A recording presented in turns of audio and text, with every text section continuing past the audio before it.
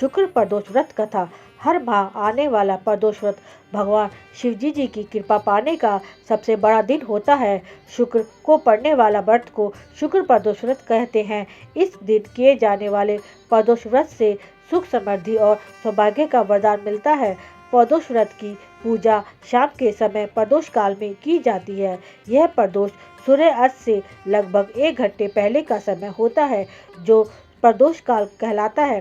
प्रदोष व्रत करने से भगवान शिव शंकर की पूर्ण कृपा प्राप्त की जा सकती है। इससे जीवन में किसी भी प्रकार का अभाव नहीं रह जाता है। इतना ही नहीं, समस्त आर्थिक संकटों का समाधान करने के लिए प्रदोष व्रत अवश्य करना चाहिए। इस व्रत के प्रभाव से हर तरह के रोग दूर होकर बीमारियों पर होने वाले खर्च में कमी आती है। भगवान शंकर को ज्ञान और मोक्ष का दाता माना जाता है। शुक्र प्रदोष व्रत की कथा। एक नगर में 3 मित्र रहते थे, राजकुमार, ब्राह्मण कुमार और तीसरा धनिक कुमार। राजकुमार और ब्राह्मण कुमार विवाहित थे। धनिक पुत्र का भी विवाह हो गया था, लेकिन गौना शेष रह गया था।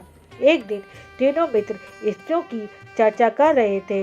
ब्राह्मण पुत्र ने स्त्रियों की प्रशंसा करते हुए कहा, नारीहीन घर भूतों का डेरा होता है।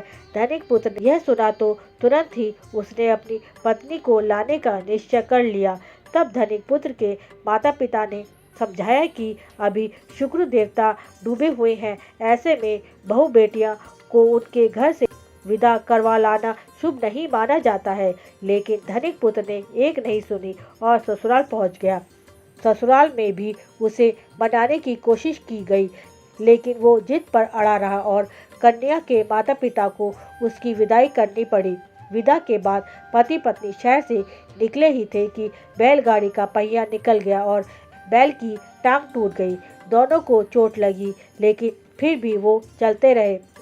कुछ दूर जाने पर उनका पाला डाकुओं से पड़ा, जो उनका धन लूट कर ले गए। दोनों घर पहुंचे। वहां धनिक पुत्र को सांप ने डस लिया।